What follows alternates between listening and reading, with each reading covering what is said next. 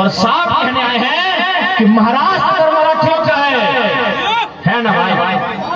महाराष्ट्र मराठियों का है, बंगाल बंगालियों का है, बिहार बिहारियों का है, गुजरात गुजरातियों का है, झारखंड सबके पापा नहीं है।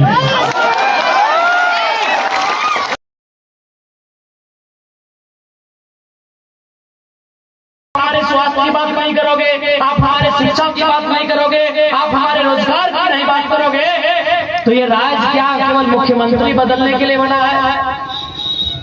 ये राज्य क्या कुछ परिवारों के लिए बना है? आप बताइए। हम तो सुने थे कि खाली हेमंत दादा ही अपने परिवार को देख रहे हैं, यहाँ जानकी यादव और अमित यादव भी सब चाचा भतीजा है।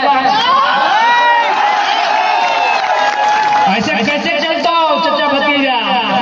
ये घर घर कहानियां साहब आ बेटा, आप बताओ कहानियां साहब।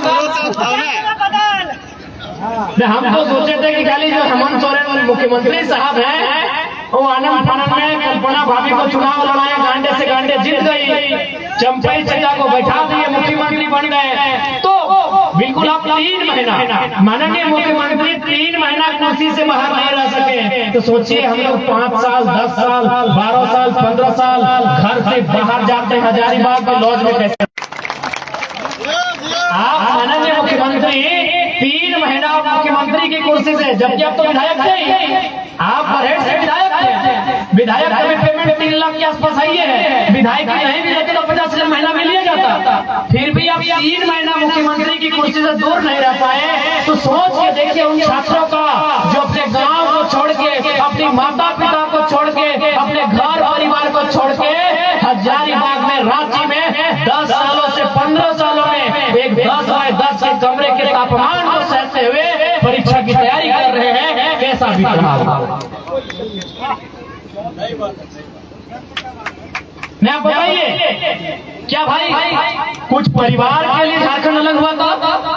चाहे वो किसी का परिवार रहे, मुख्यमंत्री का परिवार रहे, चाहे बरगट्ठा के चाचा भतीजा का परिवार रहे, चाहे हजारीबाग के यशवंत सिन्हा और जयंत सिन्हा का परिवार रहे, चाहे गिरिडीह में चंद्र प्रकाश चौधरी जी और उनके भतीजा सिल्ली के नेताजी का परिवार रहे।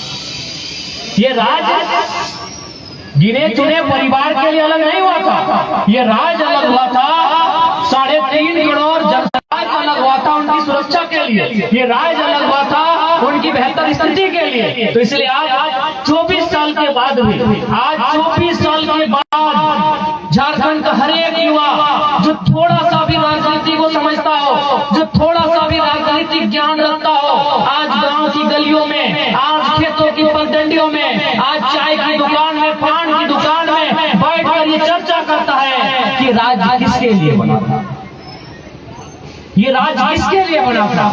हम तो प्रदेश जा रहे हैं, अरे हम तो कुवैत, हम तो दुबई, हम तो मलेशिया जा रहे हैं। यही बरगट्ठा क्षेत्र के लोग बम्बई में मिले थे, बहुत पीड़ादायक स्थिति बताई उन्होंने। यही बरगट्ठा देखिए दादा लोग हाथ खड़ा कर रहे हैं, यही बरगट्ठा के लोग बम्बई में मिले थे, यही जयनगर पिक्चो के लोग बम्बई में मिले थे, यही राजधमार के लोग हैदराबाद में मिले थे, यही विशुनगढ़ और बगतपुर के लोग पूरी दुनिया में मिलते हैं। तो ये सवाल तो आज राज्य जो राज्य 40% खनिज संपदा देता हो, जो राज्य के कण कण में खनिज है, जो राज्य करोड़ों का टर्नओवर देता हो, वो राज्य किसके लिए, किसकी झोली में ये राज्य? आज यहाँ के नौजवान पलायन करके प्रदेश जा रहे हैं, आज यहाँ के नौजवान पलायन करके विदेश जा रहे हैं, और विदेश जा नहीं रहे। प्रत्येक 15 दिन में बड़ा दर्दनाक, एक दुखदाई, एक पीड़ादायक तस्वीर सामने आती है, जब दुबई से, मलेशिया से, सूरत से, हैदराबाद से, केरल से एक डेड बॉडी घर आती है। बहुत ही पीड़ादायक तस्वीर सामने आती है। कल भी एगो आएगा। और साफ कहने आए हैं कि महाराष्ट्र मराठियों का है ना भाई? महाराष्ट्र मराठियों का है, बंगाल बंगालियों का है, बिहार बिहारियों का है, गुजरात गुजरातियों का है, झारखंड सबके पापा नहीं है। बस हमें मांग करने आए कि झारखंड सबके बाप का नहीं। हमारे राज्य से सटे हुए 5 राज्य हैं, हमारे राज्य से सटे हुए 5 राज्य हैं, उत्तर प्रदेश, बिहार, छत्तीसगढ़, उड़ीसा, पश्चिम बंगाल। क्या उन पांचों राज्यों में हमारे किसी भी व्यक्ति ने 1 इंच कहीं कब्जा करके रखा है? 1 इंच कहीं कब्जा किया है? उड़ीसा की राजधानी में चलिए हजारीबाग का टाउन, चलिए रांची का टाउन, चलिए धनबाद का टाउन, बोकारो मर जाइए, वहां पूरा सेल का जमीनें कब्जा कर दिया। ये व्यवस्था कहीं नहीं है भाई, ये व्यवस्था कहीं नहीं है। आज हम आ रहे हैं तो विजय भैया कौन सा न्यूज है?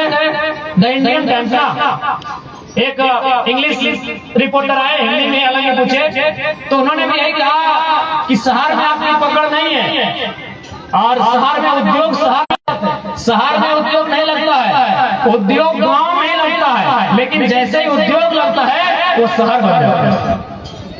उद्योग शहर में नहीं लगता है, कोई कंपनी शहर में नहीं लगती है, वो कंपनी गांव में लगती है, लेकिन जैसे ही कंपनी लगती है वो गांव शहर बन जाता है। चाहे वो तिलैया रहे, चाहे हमारा सिंदरी रहे, चाहे कोई भी गांव रहे, तो ये दशा कहीं नहीं है। इसलिए आज अब सवाल है कि आखिर कारण क्या है? आखिर किन कारणों से हमारे राज्य की दुर्गति है? हमारे राज्य से 14 साल बाद एक राज्य बना था, मालूम है आपको? हमारे राज्य से 14 साल बाद एक राज्य बना था, उस राज्य का नाम है तेलंगाना।